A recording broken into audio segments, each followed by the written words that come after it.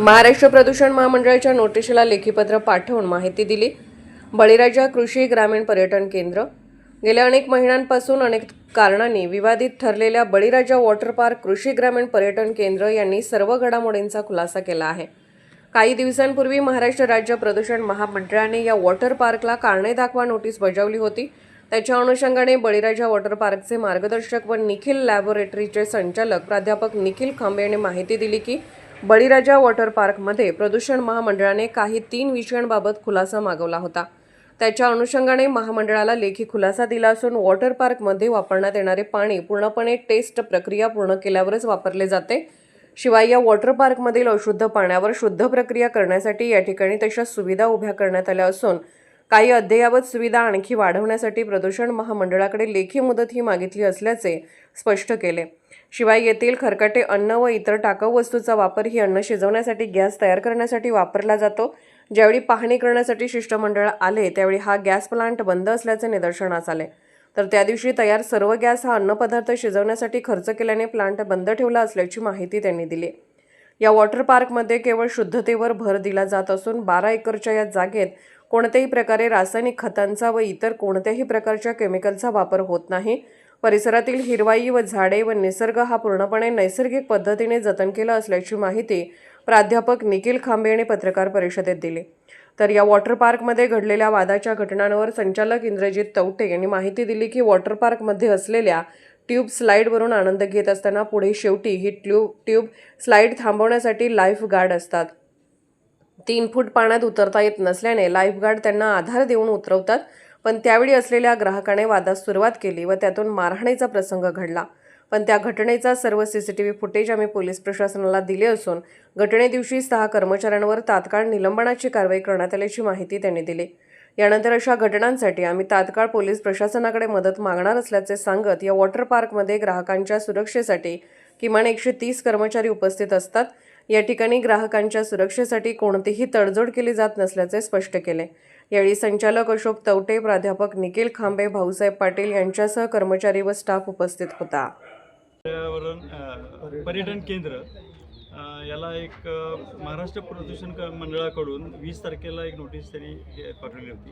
ती नोटीस अजून आमच्यापर्यंत पोहोचलेली नाही आहे, परंतु आम्हाला ती इतर ठिकाणी मिळाली म्हणून आम्ही त्याचं उत्तर देतो। त्या 7 दिवसात त्याला उत्तर द्या म्हणून सांगितलेलं होतं। तर त्यामध्ये त्यांचे मुद्दे असे होते की कुठल्याही प्रकारचं कन्सेंट तुम्ही घेतलेलं नाही आहे, परंतु अशा वॉटर पार्कला कुठलं कन्सेंट असावं किंवा असतं किंवा आम्ही इतरही पुण्या मुंबईमध्ये चौकशी केली, परंतु ते असतं असं काय आम्हाला कळलेलं नव्हतं। आणि त्यांनी कोणत्या अंतर्गत ही कन्सेंट घ्यायची ह्याची काही नियमावली दिलेली नव्हती। त्याची आम्ही आता त्यांना विचारणा केली आहे की कोणत्या खाली आपण कन्सेंट काढावं लागेल आणि त्याप्रमाणे आपण कन्सेंट ती घ्यायला तयार आहे।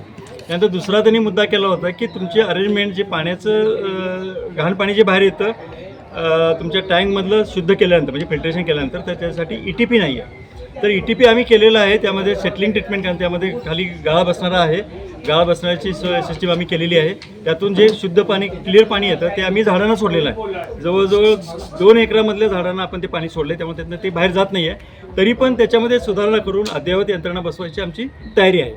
त्यानंतर सिवेज ट्रीटमेंट प्लॅनसाठी त्यांनी सांगितलं की तुमच्याकडे सिवेज ट्रीटमेंट प्लॅन नाही आहे। आपल्या इथं सिवेज ट्रीटमेंटसाठी आपण केलेली यंत्रणा अगोदरच त्यामध्ये सेप्टिक टँक आणि सोप पिट केलेलं आहे। पाणी सगळं बाहेर कोणत्याही प्रकारे एक थेंबरसुद्धा पाणी बाहेर येत नाही।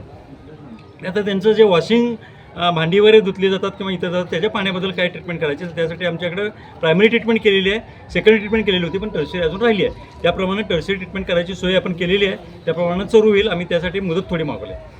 त्यानंतर बायोगॅस सिस्टीम तुमच्या इथली जी आहे ती चालू नव्हती असं त्यांचं म्हणणं आहे, परंतु त्या दिवशी काय झालं होतं की त्या दिवशी आम्ही सगळा बायोगॅस वापरलेला होता। किचनमध्ये आपण जे काही कचरा हे निघतं खरकटं निघतं त्यापासून बायोगॅस निर्मिती करतो, ती बायोगॅस किचनमध्ये वापरतो।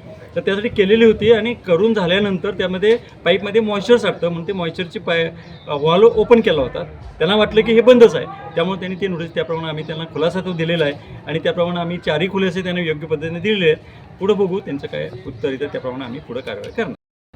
परवा झालेल्या प्रकरणामध्ये काही कस्टमर ट्यूब स्लाइडवरून आल्यानंतर त्यांना खाली उतरता येत नाही, ह्यासाठी आमचे लाईफ गार्ड पाण्यामध्ये जे होते त्यांनी त्यांना उतरण्यासाठी ट्यूब तिरका करून उतरवला आणि तो त्याच पद्धतीनं उतरावा लागतो, कारण खाली 3 फूट पाणी असल्यामुळे त्यांना खाली पाय टेकून उतरता येत नाही. यासाठी आमच्या लाईफगार्डनी ज्या पद्धतीने आम्ही इतर कस्टमरांना उतरतो त्याच पद्धतीने त्यांना उतरवलं गेलं. पण त्यांच्यातल्या एका व्यक्तीनं तो हायपर झाला आणि तो डायरेक्ट आमच्या स्टाफला शिवीगाळ करायला लागला. त्याला मारण्यासाठी त्याला पूलमधून बाहेर खेचत आणत होता. त्याच वेळेस आमचे सुपरवायझरमध्ये इंटरफेअर केले. त्यानंतरनं त्यांनी त्याला थांबवण्याचा प्रयत्न केला, तर त्यांनी लगेच आमच्या सुपरवायझरांच्या कानफडत मारली. त्यामुळे हा वाद चिघळला. त्यानंतर आमचे सुरक्षाकर्मी त्याला बाजूला घेऊन जाऊन सांगण्याचा प्रयत्न केला, तरी देखील तो ऐकत नव्हता.